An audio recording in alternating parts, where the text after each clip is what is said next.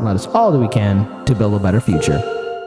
All right, we're going to move on now to our next segment. And again, everyone, be sure to like, comment, share, and subscribe. Hit that ring bell notification. That way you know when we go live. All right. Strange story from Inside Higher Ed. There has been a 5th straight semester of enrollment declines in colleges. I am not shocked by it. I am not surprised. And I know there's a little bit in the article, but I just want to add in something because I don't want to take the story all away from you. But this is something that I talked about on yesterday's show. Look, when it comes down to higher education here in America, especially young people that are watching this, look, take time. Like when you graduate from high school, take a year off, figure out if you want to go to higher education, go to a trade school or use that, save up on your money, do research on looking to going to college overseas where not only is it affordable or potentially to be free. Because the sad fact is getting an education in America is detrimental to you because you'll be heavily put into student debt. And look, there's people in our live stream chat have been telling us, look, we've been paying off student debt for 20 years. In 5 years or 10 years, I'll be able to pay it off. Now, I don't want anyone to go through that. I don't want anyone that's still paying to be going through student debt. I want student debt to be forgiven. But if you're going to be going for higher education, if you want to do that, trade schools or take your time and go to school overseas, it will be far more affordable for you because, again, look at the cost of education. Look at the amount of people that are stuck with student debt. Look at the amount of depression that's happening. This is an unfair system. At one point, Lainey, education in America was affordable. It was attainable. Okay, here's the thing. I started college in 1988. January of 1988 is when I started at Illinois State University. In-state tuition, including room and board, was roughly around $4,000 a year at that point. Even accounting for inflation, what schools are charging now is fundamentally ridiculous. I'd also want to point out that for a very long time, if you had a college diploma, a high school diploma in this country, you were set for a good paying job. Mm-hmm. My father only had a high school diploma, and yet he eventually moved into ad sales, eventually moved into management, was working for a premier publishing company in this country. When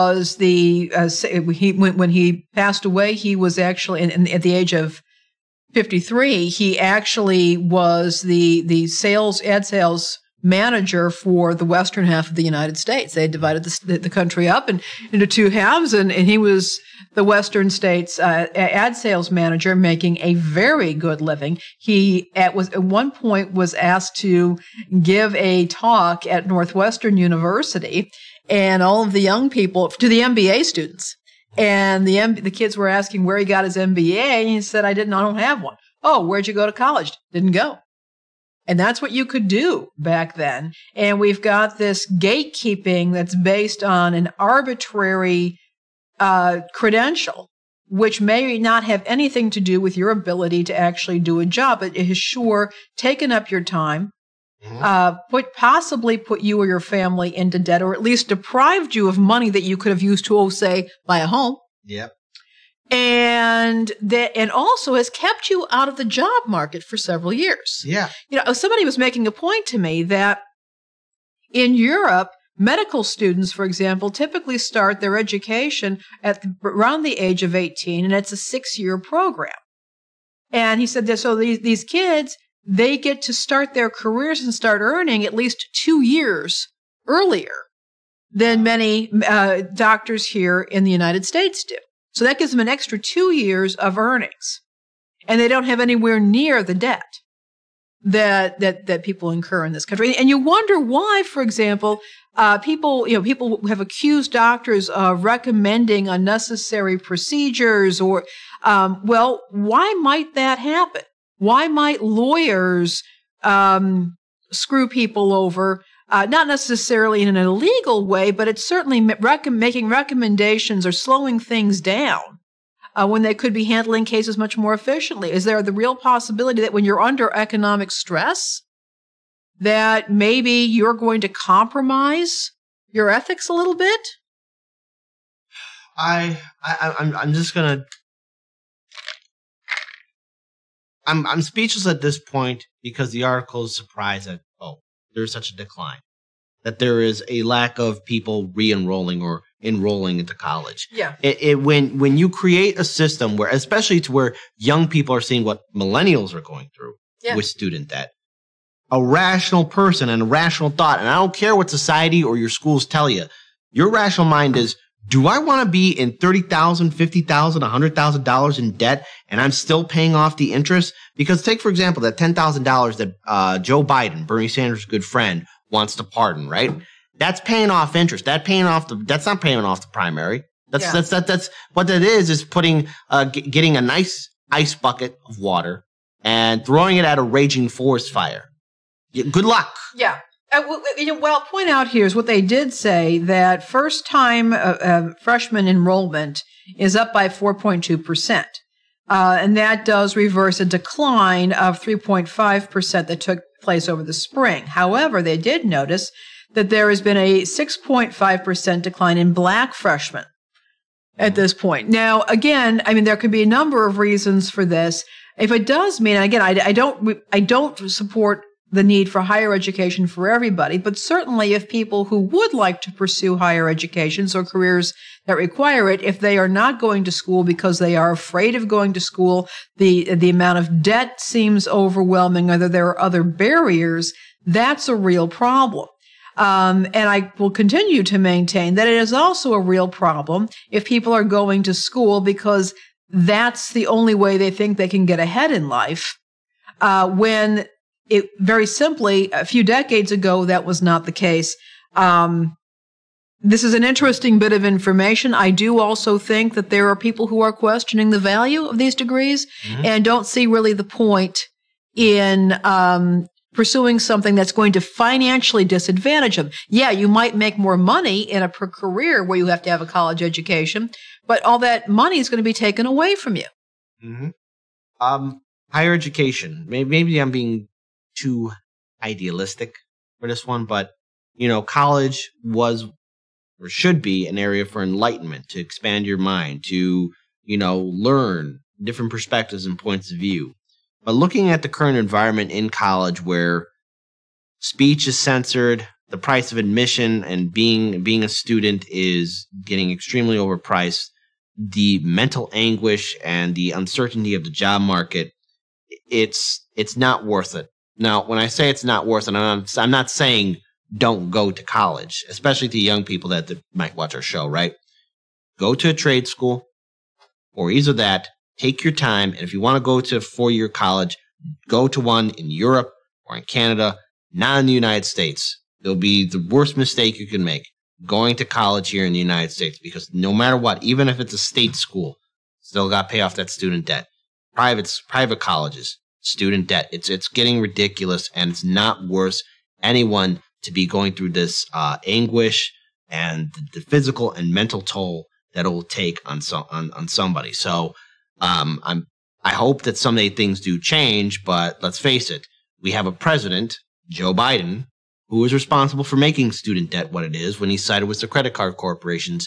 So basically, no student can get rid of can declare bankruptcy. So student debt is something that stays with you forever. Well, that's not absolutely true. Please correct me. Okay, the thing of it is that it is possible to discharge your debt, student debt in bankruptcy, but you have to initiate a separate proceeding.